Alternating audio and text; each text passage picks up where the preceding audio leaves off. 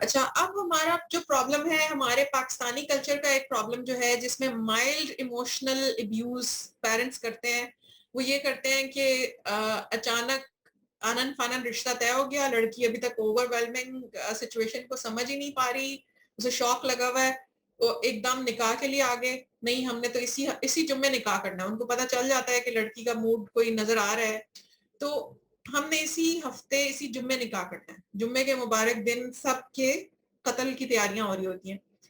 تو وہاں کیا ہوتا ہے کہ باہر لوگوں کو کھڑا کر دیتے ہیں اور کہتے ہیں کہ تم ہماری اچھی بچی ہو، ماں باپ کی عزت رکھ لو، یا شادی زبردستی رکھ لیتے ہیں، ڈیٹس اناؤنس کر دیتے ہیں کہ بچی کوئی بول ہی نہ سکے، اور این شادی والے دن ایک طرف وہ پہلی مرتبہ پارلر سے اتنا زیادہ ہیوی میک اپ کراتی ہے، اتنا ہیوی جیولری پہنتی ہے، اس کے بوجھ تلے دبی ہوتی ہے، اوپر سے ایک ایموشنل ابیوز کا بوجھ ہوتا ہے اس کے دل پہ کہ پیرنٹس کہہ رہے ہوتے ہیں کہ جلدی سے ہاں کر دو، نکاح نامے پہ سائن کر دو. یہ پیرنٹس ظاہر ہے کہ وائلنٹ ہیں، لیکن قتل کی حد تک وائلنٹ نہیں ہے. کچھ والدین ہیں جو بچے کے گلا دبا کر اس کو قتل کی دھمکیاں دے کر شادی کرتے ہیں، جیسے ہمارا پاکستانی معاشرہ مشہور ہو چکا ہے یورپ کے اندر دلہنوں کے قتل کے حوالے سے. کتنی لڑکیاں ہیں یورپ میں جو قتل ہوئی ہیں صرف اس وجہ سے کہ ان کے والدین انہیں یورپ سے پاکستان اس لیے لائے کہ ان کی زبردستی سے شادیاں کر سکیں. یہ بڑی شرم کی بات ہے، بہت شرم کی بات ہے کہ ہم اپنے وائلنس کی وجہ سے باہر کی دنیا میں بھی اسلام کا ایک غلط امیج پیش کر رہے ہیں. وہاں کے لوگ یہ کہتے ہیں کہ لو بھائی یہ مسلمانوں کی لڑکی تھی اور انہوں نے مار دیا اس کو، وہ زبردستی شادی کا مسئلہ حل کر چکے ہیں، چاہے انہوں نے دوسرے طریقے سے حل کیا اور وہ بالکل ہی غلط طریقہ ہے جس میں والدین بیچاروں کی کوئی سے ہی نہیں رہتی. لیکن وہاں پر بھی جو اچھی فیملیز ہیں جہاں کمیونیکیشن ہوتی ہے، وہاں پیرنٹس اس طرح نہیں کرتے اور بچوں اور والدین کا رشتہ مضبوط ہوتا ہے. تو ہمارے جو معاشرے میں یہ ایموشنل ابیوز ہے کہ لڑکی کے سر پہ کھڑے ہو گئے اور کہا کہ بس ہاں کر دو، اور وہ بیچاری ڈر کے مارے خاموش ہے، وہ ابھی ڈبل مائنڈڈ ہے، وہ سوچ رہی ہے کہ وہ کیا کرے ایسی سچویشن میں. تو لوگوں نے کہا کہ جی وہ خاموش ہے تو بس اس کی رضامندی ہے. تو اس کے بارے میں ہمارے استاد پروفیسر ڈاکٹر فضل الہی نے اپنی کتاب بیٹی کی شان و عظمت میں لکھا ہے کہ یہ طریقہ نہیں ہے، اس طرح کی خاموشی کا مطلب رضامندی نہیں ہے. جب پتہ چل رہا ہے کہ وہ خوش نہیں ہے، ڈرا دھمکا کر خاموش کی گئی خاموشی کا مطلب رضامندی نہیں ہے. اور انہوں نے ایک ترکیب ذکر کی ہے کہ اگر یہ پتہ کرنا ہو کہ لڑکی حیا کی وجہ سے خاموش ہے یا ڈر کی وجہ سے خاموش ہے، جو واقعی اپنی بیٹی کی نیت جاننا چاہتا ہے وہ پہلے یہ کہہ دے کہ اگر تمہیں رشتہ قبول ہوا تو خاموش رہنا، اور اگر تمہیں یہ رشتہ قبول نہ ہوا تو بات کر دینا. انہوں نے کہا ہے کہ اس کی وجہ سے جو لڑکی کے اندر جو حیا ہے اس کی وجہ سے پتہ لگ جائے گا کہ وہ حیا کی وجہ سے خاموش ہے، یا پھر یہ بھی پتہ لگ جائے گا کہ وہ ناپسند کرتی ہے یا نہیں. انہوں نے کہا یہ اچھا طریقہ ہے. لیکن مسئلہ یہ ہے کہ اس طریقوں کو بھی استعمال کر کے بعض لوگ ایموشنل ابیوز کرتے ہیں. جب لڑکی کو لڑکے کے بارے میں کوئی معلومات ہی نہیں دی جا رہی تو وہ کیا کہے، ہاں یا نہ؟ لڑکی کو بتایا نہیں جا رہا لڑکا ہے کون، اس کی فیملی میں کتنے لوگ ہیں، اس کے نظریات کیا ہیں، اس کا عقیدہ کیا ہے. اچھی بھلی لڑکی جو ٹھیک ٹھاک شرک کو ناپسند کرتی ہے، اس کی شادی اٹھا کر ایک شرابی آدمی سے کر دیتے ہیں جو ایتھیسٹ ہوتا ہے. بظاہر وہ ایک مذہبی باپ کا بیٹا ہوتا ہے لیکن اس کے نظریات بالکل الٹے نکلتے ہیں. تو آپ اگر لڑکی کو سفیشینٹ انفارمیشن ہی نہیں دیں گے کہ اس کا ہونے والا شریک حیات کون ہے، اور پھر کہیں گے کہ ہاں وہ خاموش رہی تھی نا، تو اس کا صاف مطلب یہ ہے کہ آپ اس کے ساتھ زیادتی کر رہے ہیں، اور یہ زیادتی کے طریقے پاکستان میں رائج ہیں. افسوس ہوتا ہے یہ دیکھ کر کہ خود والدین اپنے بچوں کے ساتھ یہ کر رہے ہیں. اچھا، اس طرح کے وائلنٹ اور ایکسٹریم کیسز میں جہاں آپ کو پتہ ہے کہ کمیونیکیشن ہے ہی نہیں، پیرنٹس نے بات سننی نہیں ہے، اور پھر لڑکی کہہ رہی ہے کہ میں خودکشی کر لوں گی، تو ماں کہہ رہی ہے مر جاؤ، اور تم نے خودکشی کیا کرنی ہے، میرے ہاتھوں سے مر جاؤ، میں تمہیں مار دیتی ہوں. اور ماں اپنی بیٹی کو بری طرح مار رہی ہے، پیٹ رہی ہے، مار پیٹ کے اسے کمرے میں بند کیا ہوا، اسے کھانا نہیں دے رہی. اس طرح کے کیسز میں کیا کیا جائے؟ جہاں آپ کو جان کا تھریٹ دیا جائے وہاں گھر سے بھاگ جائے. یہ میں پوری ذمہ داری سے کہتی ہوں کہ اسلامی شریعت میں جان بچانے کے لیے گھر سے بھاگنا جائز ہے.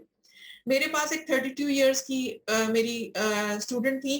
ان کا پرابلم آیا, انہوں نے مجھ سے ایک دن پوچھا کہ یوں شادی کا مسئلہ ہے, میرے بھائی تو شادی کرتے نہیں ہیں, اور وہ کہنے لگی کہ میری فیملی کی جو بزرگ خواتین ہیں وہ مجھ سے روز کہتی رہتی ہیں کہ اور کتنا عرصہ تم نے بھائیوں کا انتظار کرنا ہے, اب تم شادی کر لو.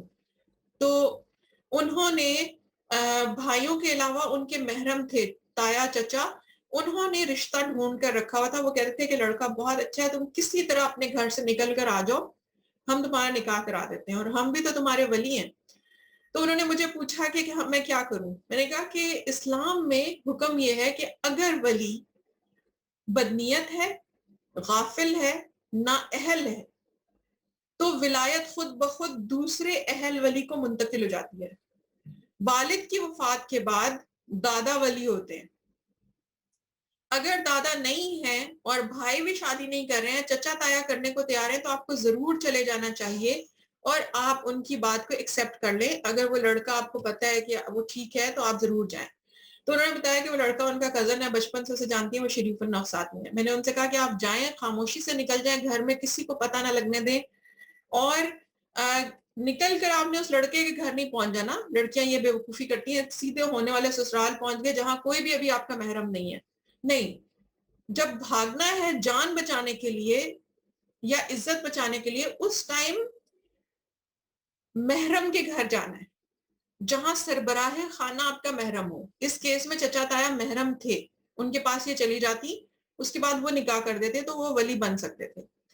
بھائیوں کی نااہلی یہی ہے کہ بہن 30 کراس کر جائے اور وہ اس کی شادی نہ کرے. اس سے بڑی اور نااہلی کوئی نہیں ہو سکتی. ان خاتون کو میری بات سمجھ آ گئی. وہ وہاں سے چپکے سے نکل کر اپنے ایک کزن کے ساتھ, جس کی عمر 15-16 برس تھی, یا پھر میرا خیال ہے بھانجے کے ساتھ, وہ چلی گئی اپنے گھر سے کچھ دور, اور وہاں سے ان کے چچا تایا نے ان کو پک کیا اور وہ ان کو اپنے علاقے میں لے گئے. وہاں ان کی شادی ہوئی.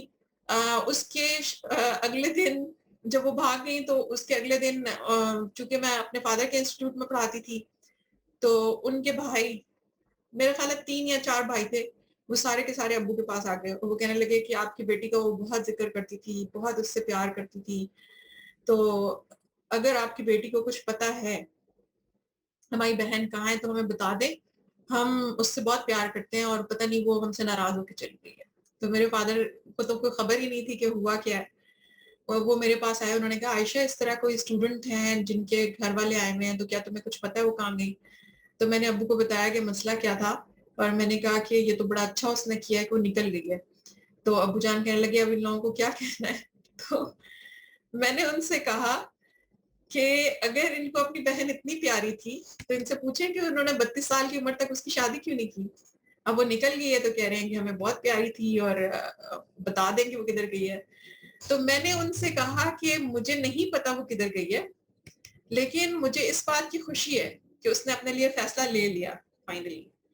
تو ابو جان نے جا کر ان حضرات سے کہا کہ بھئی ان کو نہیں معلوم کہ وہ کہاں گئی ہے, لیکن شادی کے مسئلے پر انہوں نے مسئلہ پوچھا تھا. تو وہ بھائی کہنے لگے کہ وہ تو اتنی معصوم سی تھی, اتنی سادہ سی تھی, ہم سب سے چھوٹی تھی, ہمیں تو یہ لگتا تھا کہ ابھی تو وہ شادی کرنا ہی نہیں چاہتی, اس نے کبھی اس موضوع پہ بات ہی نہیں کی تھی. آپ اندازہ لگائیں, لوگوں کی بیٹیوں کی عمر 30-32 سال ہو جاتی ہے اور وہ کہتے ہیں کہ وہ تو شادی کے معاملے میں بات ہی نہیں کی اس نے, یعنی وہ خود کرے. اور ویسے یہ کہتے ہیں کہ اور لڑکی کی رضامندی اس کی خاموشی ہے. تو لڑکیوں کی خاموشی کا فائدہ کدھر کدھر کس طریقے سے اٹھایا جا رہا ہے, لیکن جدھر اٹھانا ہے, جدھر نبی صلی اللہ علیہ وسلم کی بات ماننی ہے, ادھر نہیں ماننی. بہرحال وہ چلے گئے تو میں نے سکھ کا سانس لیا کہ میری گردن نہیں پھنسی. لیکن کیا ہوا کہ اسی دن شام میں ان میں سے ایک بھائی الگ سے آیا, اپنی بیوی اور ساتھ میں 2 خواتین اور تھیں, ان کے ساتھ آیا اور انہوں نے کہا کہ ہم نے ان ٹیچر سے ملنا ہے. تو میرے فادر نے کہا کہ بھائی تمہیں صبح بتایا کہ شی ڈزنٹ نو, اس کو نہیں پتا وہ کدھر گئی ہے. تو انہوں نے کہا کہ نہیں ہم ان سے پوچھنے نہیں آئے, ہم ان کا شکریہ ادا کرنے آئے. ہم پچھلے 5 سال سے اس لڑکی کو سمجھا رہے تھے کہ فیصلہ لے لو, یہ بھائیوں نے نہیں کرنا. ولی سارے آپس میں جنگ کر کے ڈرامے کر کے بیٹھ جاتے تھے ہر رشتہ آنے پر, اور شادی نہیں ہو رہی تھی. تو ایک بھائی جو تھا وہ سیکریٹلی بہن کے پلان میں شامل تھا, اور اس نے کہا کہ میں تو خوش ہوں کہ انہوں نے میری بہن کو بالآخر رضامند کر لیا اور صحیح بات بتائی. تو ہم تو اس کے لیے تحفے لے کر آئے ان ٹیچر کے لیے. وہ میرے لیے جو تحفے لے کر آئے تھے اس میں چاندی کے زیور بھی تھے. تو میں نے ان سے کہا کہ میں زیورات تو نہیں لے سکتی, میں نے ایک ہیئر برش اپنے پاس رکھ لیا نشانی کے طور پہ, اور وہ تقریباً 10 سال میرے پاس رہا, میرا خیال ابھی بھی کہیں پڑا ہوگا. تو وہ ان اسٹوڈنٹ کی نشانی میں تھا کہ وہ انہوں نے یہ بتایا کہ وہ ٹھیک جگہ پہ پہنچ گئی ہیں اور ان کے نکاح میں بھائی بھی شامل ہوگا. تو آپ اس سے اندازہ لگائیے کہ بعض اوقات ایک لڑکی کے اتنے ڈھیر سارے ولی اور کسی سے بھی ٹھیک فیصلہ نہیں ہو رہا, اور سب ولیوں نے آپس میں ڈرامہ لگایا ہوا ہے. تو نبی صلی اللہ علیہ وسلم نے کہا کہ جہاں پر ولی آپس میں جھگڑ پڑے فالسلطان ولی, پھر حاکم ولی ہے. ایسی لڑکی کورٹ میرج کر سکتی ہے کیونکہ حاکم کو وہ ولی بنا رہی ہے. اس کے گھر والے سارے عقل کے اندھے ہیں, ان کی عقلوں پہ پتھر پڑے ہوئے ہیں, اپنی شادیاں کرنے کے بعد وہ بے حس اور خود غرض ہو گئے. ایسی لڑکی کے لیے جائز ہے کہ وہ کورٹ میرج کر لے. اور نبی صلی اللہ علیہ وسلم نے جو کہا ہے کہ ولی کے بغیر نکاح باطل ہے, وہ نارمل حالات میں کہا ہے. لیکن جہاں پر سب ولی آپس میں لڑ پڑے, فَإِنِ اشْتَجَرُوا فَالسُّلْطَانُ وَلِيُّ مَن لَّا وَلِيَّ لَهُ, تو سلطان یعنی حاکم اس کا ولی ہے جس کا کوئی ولی نہیں ہے. اس معاملے میں میں ایک بات کہوں گی کہ لڑکیاں یہ غلطی نہ کریں کہ جس شخص سے شادی کرنی ہے اس کے اوپر ہر چیز میں تکیہ کر کے بیٹھ جائیں, وہی گواہ لائے گا, وہی نکاح خواہ لائے گا, وہی سب کرے گا. آپ کا کوئی نہ کوئی ساتھ ہونا چاہیے, کوئی لیگل ایڈوائزر, کوئی وکیل, کوئی ایسا ہونا چاہیے. لڑکیاں نکاح کر کے آتی ہیں, شوہر ان کو کاپی نہیں دیتے. جب انہیں پتا ہوتا ہے کہ پیچھے فیملی نہیں ہے اس لڑکی کے, تو وہ بھی ان کو ولنریبل سمجھ لیتے ہیں اور وہ بھی ان کے ساتھ جو فراڈ کرنا چاہتے ہیں کرتے ہیں. نکاح کر لیتے ہیں, ان کو کاپی نہیں دیتے نکاح کی, نکاح نامے کی. اور پھر جب وہ نکاح نامے کی کاپی مانگتی ہیں تو جھگڑا شروع ہو جاتا ہے. وہ کہتے ہیں کہ تم ہمارے اوپر ٹرسٹ نہیں کرتی. پھر اس کے بعد 4-5 مہینے بعد ان کو چھوڑ دیتے ہیں. اس طرح کے کیسز ہمارے پاس آئے ہیں ایک آدمی کی 2 بیویوں کے, جن میں سے ایک نے ہمت کر کے دوسری کو ڈھونڈ نکالا اور وہ اس کو آمادہ کریے کہ وہ اس کے ساتھ مل کر فراڈ کا مقدمہ کرائے کہ ہم دونوں کے ساتھ اس نے اس طرح فراڈ کیا. اور اس کیس میں کیا تھا کہ آدمی شاید ان کے ساتھ متاع نکاح کر رہا تھا, 3 مہینے ان کے ساتھ رہ کر اس کے بعد ان کو کسی جگہ پر چھوڑ کے غائب ہو جاتا تھا اور پتہ ہی نہیں چلتا تھا کہ وہ کہاں گیا. تو لڑکیوں کو یہ سمجھنے کی ضرورت ہے کہ کورٹ میرج کی صورت میں بھی اپنا سب کچھ اس آدمی کو نہیں پکڑا دینا جس سے شادی کر رہی ہیں, بلکہ ان کو پتا ہونا چاہیے کہ کورٹ میرج کا پروسیجر کیا ہے. ان کا کوئی لیگل ایڈوائزر ہونا چاہیے, ان کی کوئی خاتون وکیل سے رابطہ کر لیں جو اس سارے مسئلے میں ان کے ساتھ ہو, تاکہ ان کو مینیپولیٹ نہ کیا جا سکے. گھر سے بھاگنے والی وہ لڑکیاں جو غلطی کرتی ہیں کسی لڑکے کے ساتھ بھاگنے کی, اور انہیں پتہ بھی نہیں ہوتا کہ لڑکے کے پاس رہنے کے لیے رہائش بھی ہے یا نہیں, کھانے کے لیے کچھ ہے بھی یا نہیں, وہ ان کو پھر غلط جگہوں پر لے جا کر رکھتا ہے, گھٹیا جگہوں پر رکھتا ہے, اور وہ بیچاری بہت مشکل زندگی گزارتی ہیں. اس صورت میں زیادہ بہتر یہ ہوتا ہے کہ آپ کسی بھی شخص کو اپنا گارجین بنا کر اس کے ذریعے اس شخص سے نکاح کریں, کیونکہ گارجین جو ہے وہ ان کی اچھی طرح چیک کرے گا ہر چیز. اور والدین سے بغاوت میں کسی صورت اجازت نہیں دیتی, میں کسی صورت نہیں کہتی کہ آپ کریں, لیکن جہاں پر آپ کا گلا دبا کر, آپ کو کمرے میں باندھ کر کسی شادی کے لیے مجبور کیا جا رہا ہو, وہاں زندگی اور جان بچانے کے لیے کسی محرم کے گھر بھاگ جانا اجازت ہے اسلام میں. مجھے کئی لوگوں نے کہا کہ آپ کہہ رہی ہیں کہ لڑکیاں گھر سے بھاگ جائیں. میں یہ نہیں کہہ رہی, میں تو یہ کہہ رہی ہوں کہ جان بچانے کا مسئلہ آ گیا ہے تو پھر آپ ریزسٹ کر سکتی ہیں. اچھا, اب ہوتا یہ ہے کہ ایک اور ٹائپ کے کیسز ہیں جس میں نکاح بھی ہو گیا, رخصتی بھی ہو گئی, لڑکی لڑکا پھر بھی راضی نہیں ہے, لیکن وہ انٹیمیسی بھی کر بیٹھے, لڑکی کر بیٹھی یا لڑکا کر بیٹھا جبرن. اس صورت میں لڑکیاں کہتی ہیں کہ کیا میرا یہ رشتہ زنا ہے؟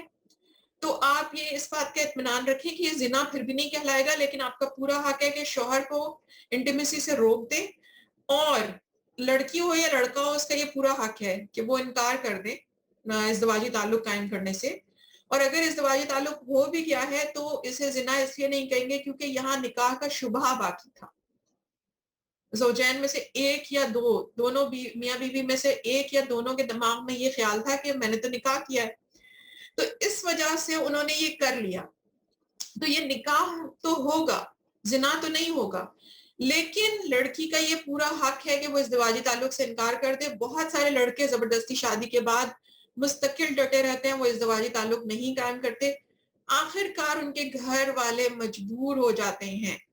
تو لڑکیاں بھی یہ کر سکتی ہیں، لیکن جب لڑکیاں یہ کرتی ہیں تو اس کے کانسیکوینسز نکلتے ہیں۔ مثال کے طور پر میاں ان کو مارنا شروع کر دیتا ہے، مار پیٹ کرتا ہے اور کہتا ہے کہ میں نے تمہارا اتنا حق مہر تمہارے گھر والوں کو دیا ہے تو میں تو ضرور تمہیں اپنی بیوی بنا کے رکھوں گا۔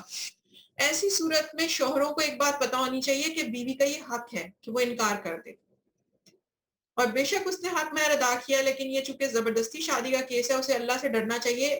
اگر عورت کا پہلا ولی اللہ سے نہیں ڈرا اور اس نے زبردستی اسے آپ کی بیوی بنا دیا ہے، تو اب آپ کا یہ حق نہیں ہے کہ آپ اسے زبردستی بیوی بنا کے رکھیں۔ بہت سارے کیسز میں لوگوں نے زبردستی شادیاں 15 سال تک نبھائیں، لیکن آخر کار علیحدگی ہو گئی، اور کچھ ایسے کیسز ہیں جہاں پر اولاد بھی ہو گئی اور شوہر زبردستی ہی کرتا رہا۔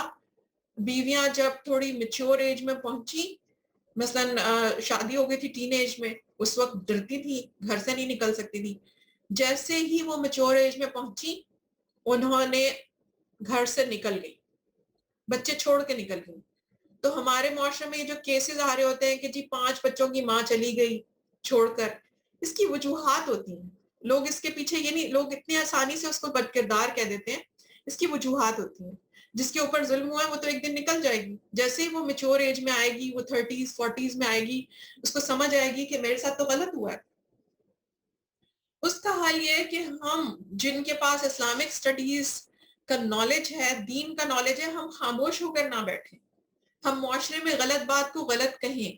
اگر ہمارے ارد گرد بار بار ایسی جہالت کا اظہار کرنے والی عورتیں جو بار بار کہتی ہیں بیٹی تو مصیبت ہوتی ہے، بھائی بیٹیاں تو کسی کو نہ ملے، یہ تو منہ پہ کالک مل جاتی ہیں والدین کے، اگر عورتیں اس طرح کی فضول باتیں کر سکتی ہیں، تو ہم پڑھی لکھی لڑکیوں کو جو دین کا علم رکھتی ہیں انہیں کس نے منع کیا ہے کہ وہ مستقل دین کی درست بات کہیں اور یہ کہیں کہ پوچھنا تو بیٹی کا حق ہے، اجازت لینا تو بیٹی کا حق ہے۔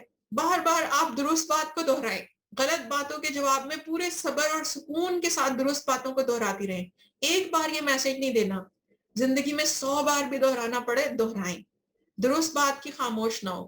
اس سے کیا ہوگا؟ اس سے آپ کو اجر ملے گا نبی صلی اللہ علیہ وسلم کی حمایت اور تصدیق کرنے والے لوگوں جتنا۔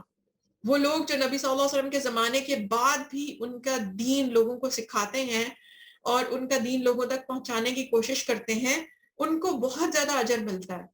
ہم خاموش کیوں رہ جاتے ہیں؟ کیونکہ ہمیں اندازہ ہی نہیں ہے کہ نبی صلی اللہ علیہ وسلم کا درست دین پھیلانے سے کتنی زندگیاں بچتی ہیں۔ میں پرسنلی جانتی ہوں ایسے کیسز کو، لڑکیاں خودکشی کے لیے تیار بیٹھی تھی، 1-2 اٹیمپٹ کر چکی تھی، ان کی ماؤں کو سمجھایا، بیٹیوں کو سمجھایا، ان کو پرسنلی ترلے منتیں کی کہ بھائی میری سن لو، نبی صلی اللہ علیہ وسلم کی سن لو۔ ایک کیس میں لڑکی رخصتی کے لیے نہیں مان رہی تھی، اس کے دادا نے اس کی شادی کر دی تھی، والد اس کے شادی کے قابل ہی نہیں تھے کہ وہ اپنی بیٹی کا کچھ کرتے، نہ کچھ کماتے تھے، نہ کچھ ان کو بیٹیوں کی فکر تھی، اور کوئی مینٹل ایشوز بھی تھے، ان کی مینٹل ہیلتھ ایشوز تھے۔ ان کے دادا نے جہاں جہاں رشتے کیے کر دیے، اب وہ لڑکی نہیں جا رہی تھی، اور اس نے کہا کہ میری والدہ بھی اس رشتے پہ راضی نہیں تھی، اس کی والدہ کی ڈیتھ ہو گئی اس دوران، تو اس کی اور بھی جذباتی وابستگی تھی اپنی والدہ سے کہ ان کی ڈیتھ بھی ہو گئی ہے۔ اس نے کہا میری والدہ اس رشتے پہ راضی نہیں تھی، ادھر تو میں نے کبھی بھی رخصتی نہیں کرنی۔ نکاح کے 2 سال تک اس کو رخصتی کے لیے بہلاتے پھسراتے رہے، وہ نہیں مانی۔ مجھے کہا کہ اس کو سمجھاؤ، تو میں نے کہا کہ ٹھیک ہے میں بات کرتی ہوں، مجھ سے وہ بات کر لیتی تھی، اس کو کچھ لگتا ہوگا کوئی کنیکشن، اس نے مجھ سے بات کی تو اس نے مجھے سارا مسئلہ بتایا۔ جب میں نے اس کی بات سنی تو مجھے لگا کہ بڑے سب غلط کہہ رہے ہیں۔ میں نے بڑوں سے جنہوں نے میرے ذمہ یہ ڈیوٹی لگائی تھی، میں نے ان سے کہا کہ دیکھیں بے شک یہ دادا نے رشتہ کیا ہے، اور بے شک دادا بہت اچھے رشتہ انہوں نے کیا، لیکن حضرت ابن عمر کی حدیث میں نے ان کو سنائی کہ چچا یا تایا نے بھتیجی کا رشتہ کیا تھا، اور نبی صلی اللہ علیہ وسلم نے کہا تھا کہ وہ یتیم بچی ہے، اس کا رشتہ آپ لوگ نہیں کر سکتے اس کی مرضی کے بغیر۔ جب میں نے ان کو یہ حدیث سنائی اور میں نے کہا نبی صلی اللہ علیہ وسلم نے نکاح ہوا تھا لیکن پھر اس لڑکی کی شادی وہاں کرائی جہاں وہ کرنا چاہتی تھی، تو بڑے بگڑ گئے مجھ پہ. انہوں نے کہا ہم نے تمہیں اس لیے اس سے بات کرنے بھیجا تھا، تم تو اس کی زبان بولنا شروع ہو گئی ہو، تمہیں تو کوئی بھی اپنی باتوں پہ لگا لیتا ہے، تم تو بہت کانوں کی کچی ہو. جس کے منہ میں جو آیا انہوں نے مجھے سنایا. تو میں نے کہا کہ ایک تو میں یہاں بیٹھی آپ لوگوں سے مغز ماری کر رہی ہوں، دوسرا میں آپ کو نبی صلی اللہ علیہ وسلم کی حدیث بتا رہی ہوں اور آپ میرے ساتھ یہ سلوک کر رہے ہیں. تو ہم میں سے مذہبی علم رکھنے والے جو لوگ اپنے معاشرے میں جہالت کے سامنے کھڑے ہوتے ہیں، ہمیں یہ باتیں سننی پڑتی ہیں. ایک بار نہیں سنی، اس سے پہلے بھی ایک مسئلے میں نے لڑکی کا ساتھ دیا جس کی شادی غلط جگہ ہوئی تھی، تو مجھے یہ کہا گیا کہ تم نے اسلام اس لیے پڑھا ہے کہ تم لوگوں کے گھر توڑوا دو، جبکہ وہاں جو سب سے زیادہ علم رکھنے والی شخصیت میرے والد تھے، انہوں نے میری بات کی حمایت کی اور انہوں نے کہا کہ عائشہ ٹھیک کہہ رہی ہے. انہوں نے کہا کہ اس نے دین کا علم حاصل کیا. میں نے اسی لیے اس سے کہا تھا کہ یہ اس مسئلے کو سلجھائے، کیونکہ میں اس لڑکی سے بات کر سکتی تھی. ابو جان چاہتے تھے کہ میں اس مسئلے کو دیکھوں، اور ان کی یہ عادت تھی، وہ اپنی موجودگی میں ہم بیٹیوں سے مسئلہ حل کرواتے تھے تاکہ ہمیں اعتماد آئے، اور وہ ہم سے کہتے تھے کہ آپ نے چھوڑنا نہیں ہے فتویٰ دینا، آپ نے لوگوں کی ہیلپ کرنا چھوڑنا نہیں ہے. تو مجھے یاد ہے کہ اسی طرح کے ایک کیس پہ ایک مرتبہ میں ٹیلی فون پہ ایک عورت کی پرابلم سن کر اس کی ماں سے سر کھپائی کر رہی تھی، تو میرے فادر نے کہا کہ تمہیں پتہ ہے کہ تم نے آدھا گھنٹہ اس عورت سے بات کی ہے. میں نے کہا مجھے بھی یہ لگ رہا تھا کہ اس کو سمجھ ہی نہیں آ رہی، میں بار بار ایک بات کہہ رہی ہوں. تو میرے فادر نے کہا کہ عائشہ یہ کام چھوڑنا نہیں، اس میں بہت اجر ہے. اور میں آپ سے کہنا چاہتی ہوں، آپ میں سے جو بھی ایجوکیٹڈ ہیں، نبی صلی اللہ علیہ وسلم کی حدیث تو یاد ہے نا؟ ضروری نہیں ہے آپ اسلامک سٹڈیز پڑھی ہو، نبی صلی اللہ علیہ وسلم کی حدیث آگے پھیلا دیں، لوگوں کو بتا دیں. نبی صلی اللہ علیہ وسلم نے فرمایا میرے سے ایک آیت بھی اگر تمہیں یاد ہے وہ آگے پھیلا دو. کیوں؟ تاکہ جہالت کے اوپر وار تو ہو، کوئی تو ہو جو ان لوگوں کو سمجھائے کہ یہ جو اپنی بیٹیوں کے ساتھ کر رہے ہیں، اپنی جگر کے ٹکڑوں کے ساتھ کر رہے ہیں، یہ غلط کر رہے ہیں. بیٹوں کے ساتھ بھی ہوتا ہے، بیٹے کہتے ہیں کہ ماں نے کہا تھا دودھ نہیں بخشوں گی، وہ ساری عمر اس گلٹ میں رہتے ہیں کہ انہوں نے اپنی پسند کی جگہ شادی نہیں کی. اس سے کیا ہوتا ہے؟ نظر کی حفاظت نہیں ہوتی. میاں بیوی کی نظر اگر دوسروں کی طرف اٹھتی رہے تو کبھی بھی شادی کے مقاصد حاصل نہیں ہوتے، معاشرے سے زنا ختم نہیں ہوتا، عفتوں کی حفاظت نہیں ہوتی.